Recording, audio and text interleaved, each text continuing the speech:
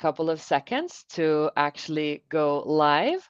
And after that, we are kicking off this fantastic session. I'm really, really excited for this one. So I'm going to be smiling a lot and asking a lot of creative questions, really. So let me just see if we're getting live. Yeah, we're live. Perfect. So, good morning, good afternoon, everybody, whoever is joining us today. It would be really nice if people listening to us would just say a tiny hi or whatever on LinkedIn so we know that we're not talking to silence and just to each other, even though we would have a lot of fun just to talk to each other. So don't worry about that. But tell me where you're dialing in from or logging in from. Nobody there? Yes, Jason. Hi. Great. We're not alone. So, Jason, Olivia. Yes, Camille, you're here. Oh, no surprise, huh? Perfect. Hello, everybody. So, today's topics is creatives in B2B ads. We have heard so much people saying, oh, B2B ads are so boring. And B2B is there where B2C was 5 years ago, maybe 10 years ago, and stuff like that. I mean, stop this. Enough. Like, if you want to be creative, be creative. But we're going to help you out to figure out how to be creative. So, first, this topic was introduced by Kamil from 42 Agency, and he is the co founder of the agency. He was saying, let's talk about that one of the days. But let's talk about that when I have hired the art director. So the time has come. He has hired an art director. Obviously, maybe he's not creative enough himself. We'll figure that out. But we're going to put Ali on stage for talking about the creatives in B2B ads. The topic is really, really exciting. We're looking forward to chatting with you about this. So, Ali, the art director of 42, Hey, and Camille, hello the, everybody. the less creative person. Hello, everybody. How's it going? Great, great. How are you, Laura? I'm very good. It's so nice to meet you. Camille, some of the people joining us maybe already know you. Ali, I don't think that many people know you. Could you give quick intro to yourself, Ali, and then we'll push it over to Camille because people know him more Sure. than they do you. I'm art director at 42. I'm an illustrator and an artist. My background is not in design. I learned design kind of in the trade, like working. So yeah, that's it. Perfect. So nice to meet you. Camille, Nice to meet who you are too, you? Laura. Um, Engineer by training, fell into marketing, worked in marketing for 12 years now, started the agency, and I'm lucky enough to have somebody as talented as Alejandra working with me because I'm not Perfect. creative at all. Yes, you are. You're at least like critically creative. I've heard that. And if you could, while you're talking, if you could move a little closer to the microphone, then people can actually hear what you have to say. But we've heard that, so that's Okay. fine. All right. So, everybody online, whatever questions you're having or topics you would like us to discuss about creatives in B2B, push that into the chat. I will be picking up topics out there. Struggles that you're having with creatives or processes, whatever it is, pop it out there. I'm going to be picking it up while we're chatting, really. But, Ali, let's kick it off with you. So, help me out to understand what is considered creative ads in B2B. Well, yeah, I think that's a good question because I mean we're working with like free elements, like basic elements. That's headline, CTA, and image. So there's not a lot of creativity around those free elements. But right now, I would say that even the change of color and things like that are creative in B2B because they're so traditional. The ads are so traditional that even a slight change of color goes a long way. Yeah, I have seen your profile pictures on LinkedIn, and already that is like totally disruption from whatever like nice profile picture you're having and the color behind it. Yeah. Yeah, Unfortunately, LinkedIn down like asked me to take that picture off because it wasn't a photo. So yeah, really? Wow. yeah. But So that's a yeah, level, okay. that's how B2B is traditional. Understand. But all right, but then if you're saying okay, traditional colors and so on, because I think everybody, whoever is in marketing in B2B, they think they're doing something a little bit more creative because nobody wants to like, oh, we want to create just the same as everybody else, and let's just be like this.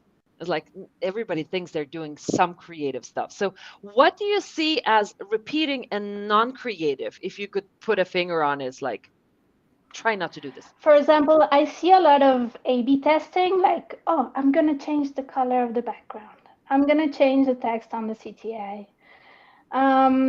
That's what I think we are missing the mark. Is like we are not making bold decisions on our creatives. I would say that maybe humor is a thing that's going more into B2B ads. I see more SaaS products like including humor on their messaging. So that's a good thing. Um, I see a lot of people moving out of the stock pictures, for example. I think we got really tired of using stock, so I see some designers and some SaaS like stopping with the stock imaging. Yeah. Yeah. I got curious while talking. Do you at 42, do you only work with B2Bs or with B2Cs as well? Thinking about comparison. You work with both? We we only do B2B, Okay. but I Okay. would So, like to think that I like to think of B2B like B2C uh-huh. because you're not actually selling to companies, you're selling to people. Uh-huh. So I think if we think about performance ads more like brand ads or more like a B2C campaign, I think this could like get better results. Yeah. Okay. Interesting. And now you're helping clients to create ads. And then it's a step-by-step approach, I would guess. Because when you go in and say, oh, we're going to create creative ads. Yes, please, let's make this creative. But then you must be hitting the wall of what you think creative is and what they think creative is. So how do you work with Yeah. that process, introducing everything? The thing about B2B SaaS is that they're very worried about the perception of the brand, right? Uh-huh. They don't want to seem like they're like childish or they're like not serious, right? So sometimes what works really well is to show them the competitors' ads. Uh-huh. So whenever I show them, I do a creative review of the competitors. And whenever I show them the competitors ads, they're like, no way, we are doing exactly the same as everybody.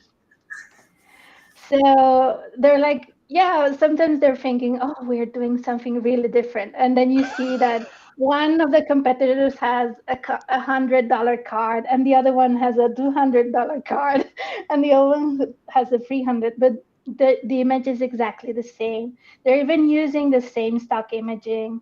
They're like the same colors, the same shape of the CTA. Everything's the same.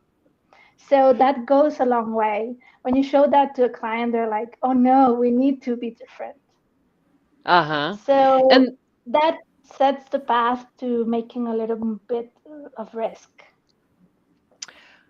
but do you like go all in and do all risk, or do you take steps? Now, for example, for a client of ours, we just saturated the colors a little bit.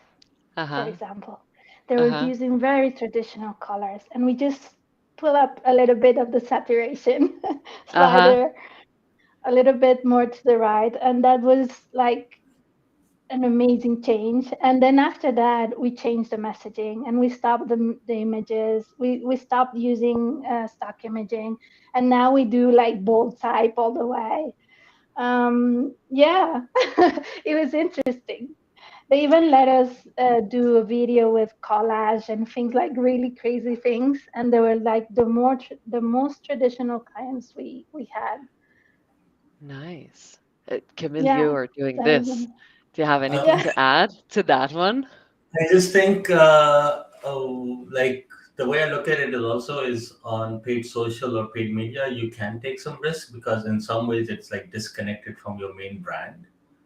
So an example is it's an isolated environment in a sense that you can be bold and more creative in that because it doesn't your website homepage can still be the traditional brand, but you can experiment and take some risks on the paid media side. So like the landing page that you're using to send traffic to, that could be a little bit bolder and more riskier, and bigger bets pay off as well. So with this client that Ale is talking about, they had very traditional stock imagery, stuff like that. We did completely opposite, and they actually loved that direction. In a way, we're taking a risk presenting that because we might get shut down, right? They might be like, this is not our brand for us. And we're like, sure, like that's fine. Ultimately, it's a decision. But with this customer, they'd been doing this traditional stuff for the past 10 years. And we came in and Alejandra and her team made this incredibly bold typography focused, like no stock images, all typography, heavy stats. It really stands out in the feed. And that sort of informed the rest of their brand strategy because they're like, okay, this thing works better. We're seeing the stats and the numbers and the metrics on it. So let's adapt this design, whatever you call it, brand to our rest of the traditional assets. So I think it's like in some ways it can also translate into your bigger brand strategy. We don't do the bigger brand strategy right now. We just focus on the paid media stuff. But in a way, the work we do can also inform your bigger creative strategy. I don't think any client will go into LinkedIn like, oh, this brand is not respecting their brand book. Like, no, nobody's going to ask that. Not even, I mean, the designers, we ask that all the time and maybe like themselves. But no client is going to go on the feed and say, oh, look at whatever. It's not respecting the colors that they used to. That's so interesting. It almost moves back into like perception on LinkedIn. Like, what if you were doing personal branding and totally like crazy stuff, like a little bit like Kamil is doing whenever nobody's watching. But it was like, and then when you realize that people actually don't care about your own brand, they care about what you have to say and the pattern interrupt. This is so interesting. I loved what you say, Camille, about like the more or less the test approach in a tiny environment of paid ads. So you're paying some money. This is feeling safe. Oh, it delivers results. Let's scale it a little more. I love that because then it kind of gives them a little bit more of an ease. Okay, we can do this. Let's try this out. So whoever's listening, if you are thinking, oh, a little bit should we put the saturation up and it will not like ruin our brand? Try it on paid ads. But how did you see any positive or negative results of the changes that you have applied on one or the other way? Actually, no negative results, right, Kamil? Not so far. I mean, it's a bit risky internally trying to get buy-in, but Alejandra has this great saying, and she framed it in a nice way. She's like, you're not just competing with other B2B SaaS companies when your ad is showing in the feed, you're competing with everything else.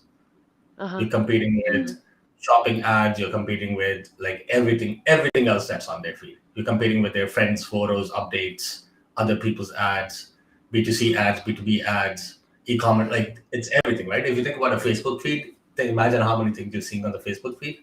And this is all hers. I'm not taking credit. This is Alejandra's like way of framing it.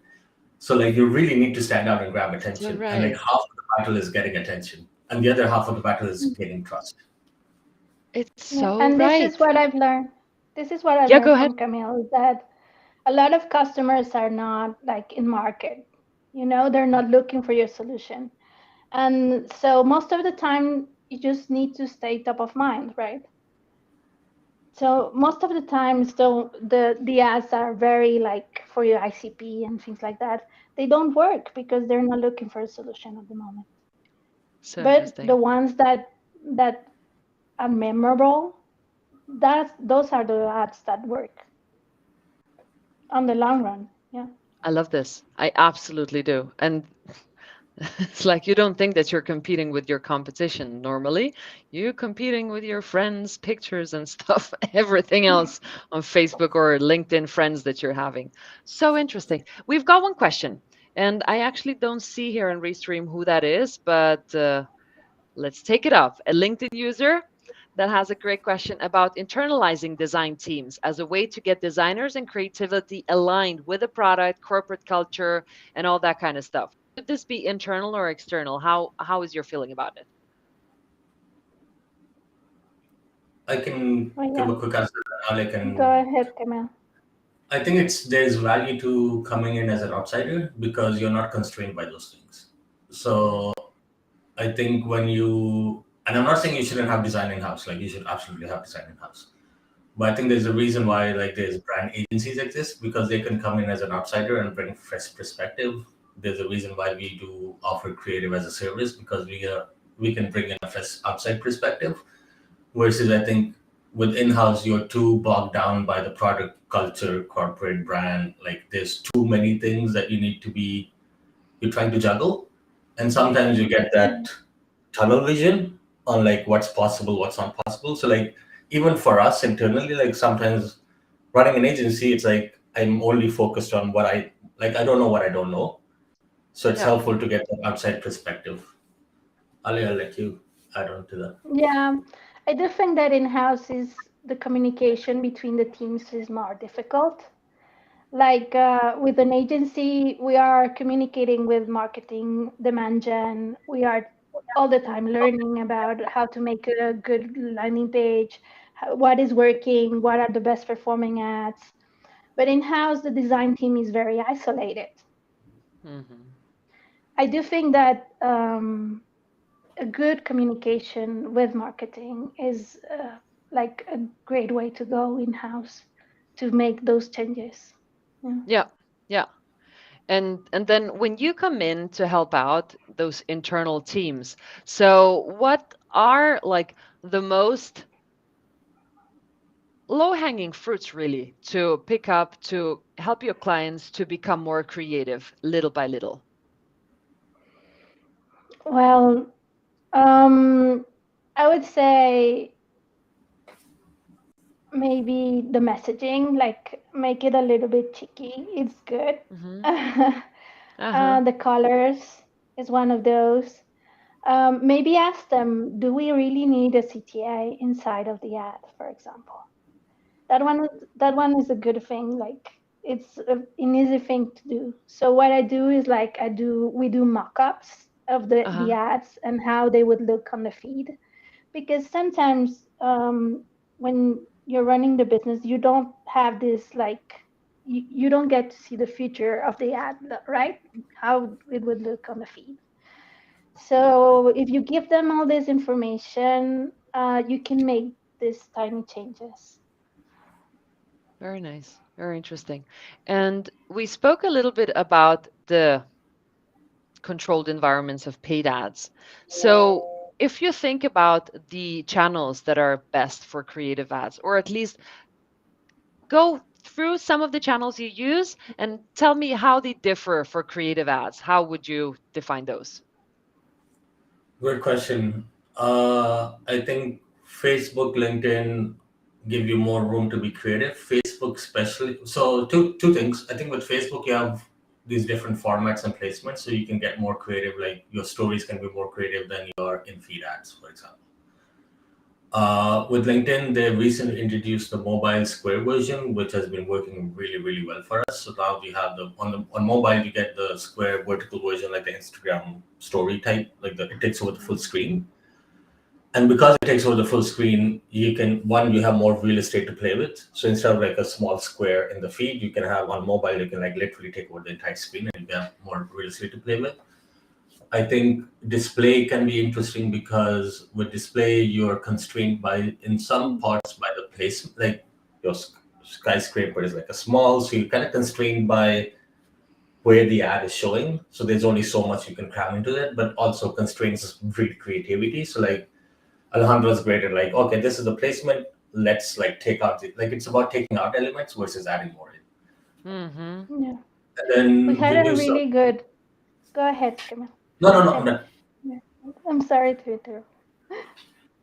Go ahead. So we had great with display is very like surprising because what I do for display is I do a very traditional approach, and then I do something with illustration. Then I do something just with the typography, and then I do like a diagram of what the product does. So what are the integrations or things like that, and we test the four creative types in display. This is HTML5 and display. And we've noticed that the ones with illustration are performing really well.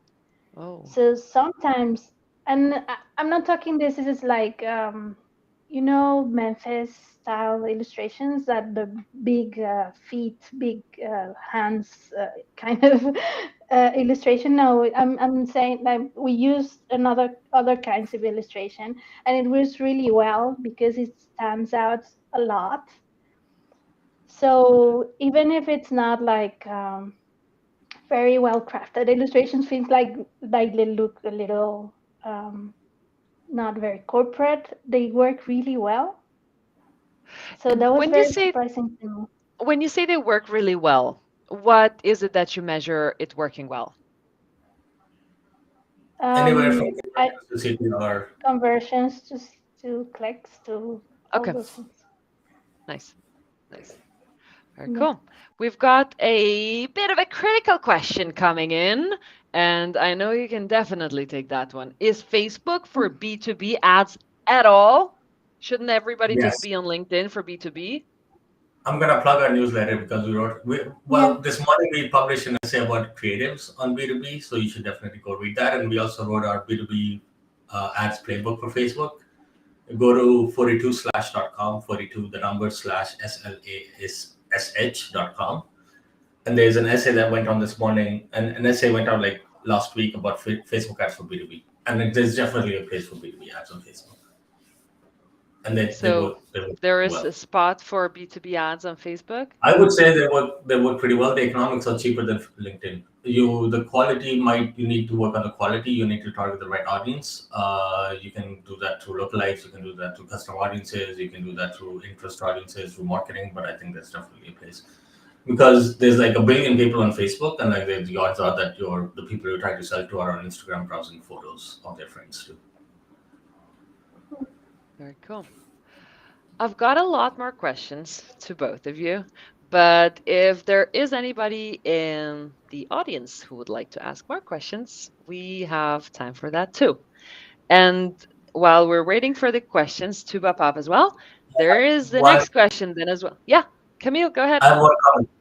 On the formats, I think one thing we started doing is we're doing motion graphics for some of our customers that tend to work really well, especially like you can put them on YouTube, you can put them on Split Social, you can do whatever. They're like What is that? videos, but they're like animate, Animated ads. animated ads. Like they're not videos like people, they're like videos Yeah. of like collages or illustrations or something like that. And Yeah, they work. typography, just motion graphics. Like, yeah, they work because I mean we tend to look at movement. I mean that's Yeah. a like primordial instinct. So when you see something moving, it's like you want to stay more on the video. So yeah, video animation, all those things work really well. So we do exactly the same formats. Like we do Square, we do like the vertical mobile, and then we've done Facebook also. Facebook that's 628 by 1200 pixel video, things like that. They just work really well. Sounds good. We've got a question from Adam. Pedro, it seemed like you had a question, but you didn't type in a question really. So if you've got a question, just pop it in while we're looking at Adam's question. So this one is a bit longer. So if you're testing a historically risky ad approach to B2B messaging, let's say a meme ad that performs successfully, should we try to eventually include some element of that imagery or on the landing page, the ad links to that, or should the or do I read that further? Should the landing page exhibit the true brand experience? So how do you mix and match the two? Do you want to take that one, Ali? Yeah, I do think that the ads can be so much different than the landing page. I mean, you got them there, and then they will have to fill a form or download a white paper and things like that. That's more like the serious part of the brand. So I would keep the messaging and the memes in the social network, but I'm not sure, Camille, what do you think?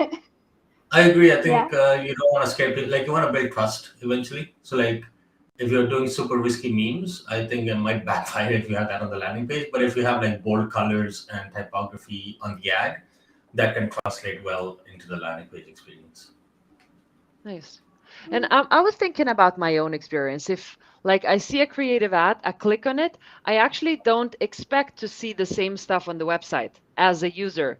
I would expect to be met with a little bit of more like on-brand stuff, even though the other one attracted my attention. But Yeah. it's just me as a user. All right, so Pedro got the question. So regarding messaging on social, Facebook and LinkedIn, what kind of approach normally works better for you?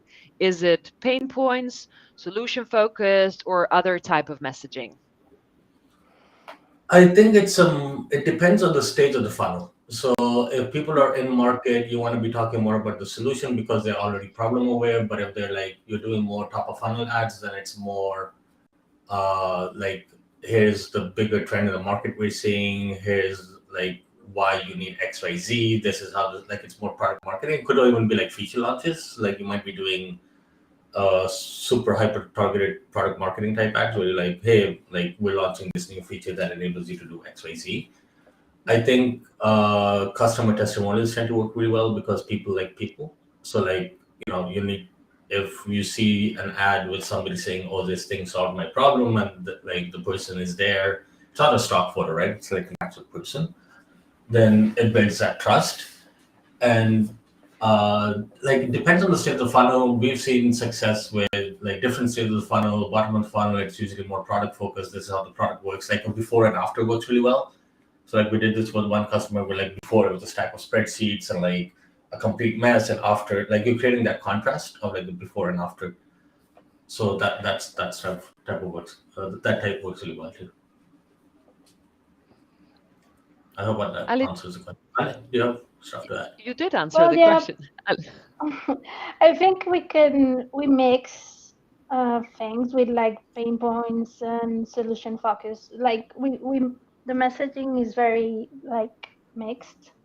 We do brand awareness, we do all those things. I think we can apply like traditional messaging and make the design bolder. Like you can keep the structure of the funnel, like top of funnel, all those things, and then try the design to change the design.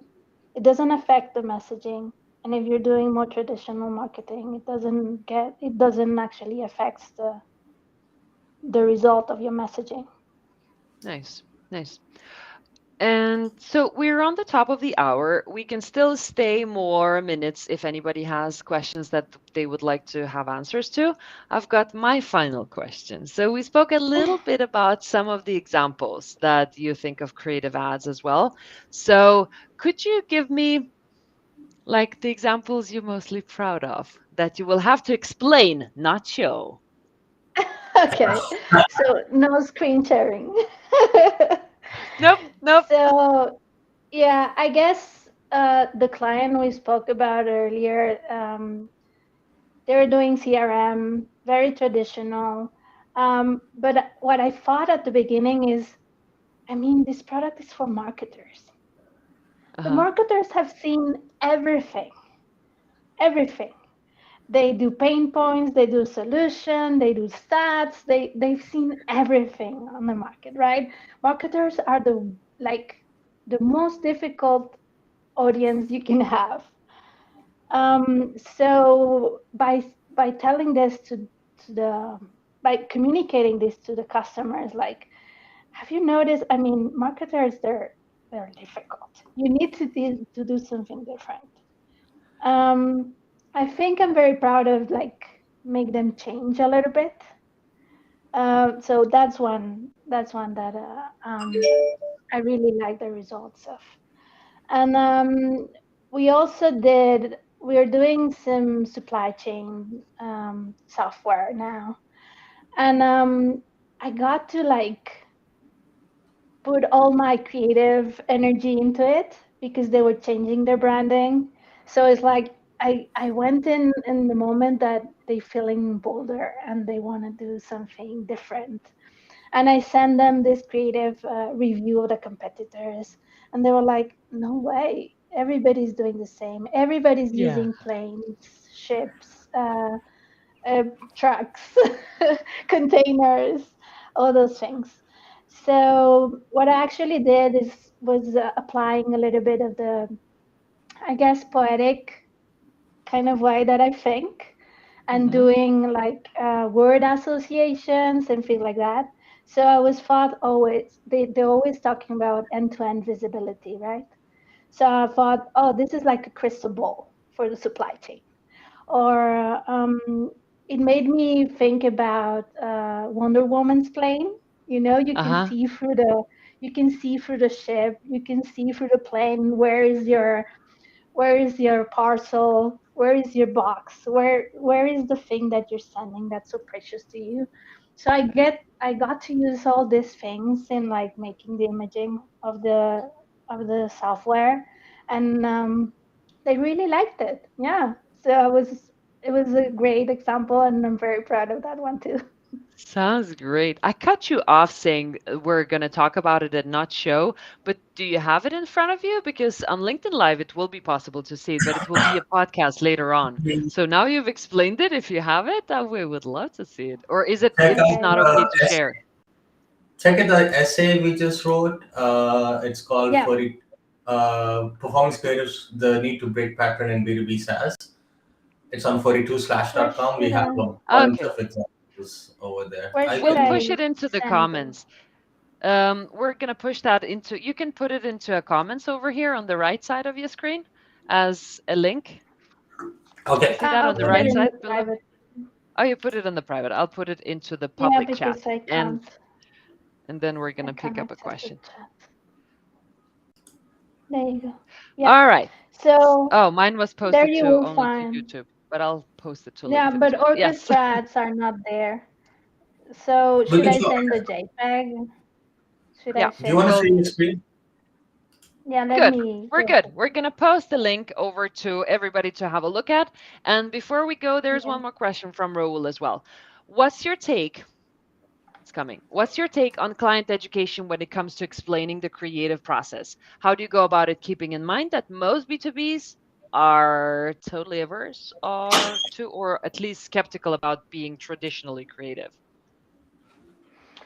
Well, I think I think all clients like feel really great when you like put your attention and all your creative energy to them. So I always do a deck, and I walk them through my reasoning to choose some imaging and to choose the colors and all those things.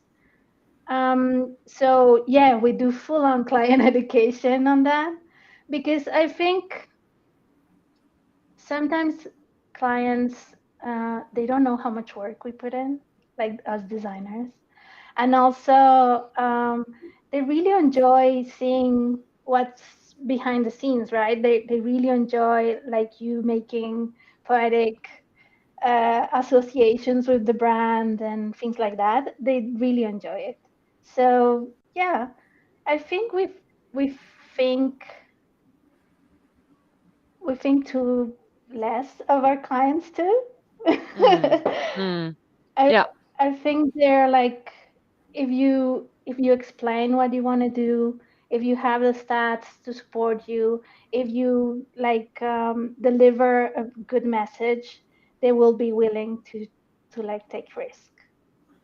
very nice. I love that approach. And since you are not internal, then kind of it's easier to take that risk to at least present this and then for them to consider it.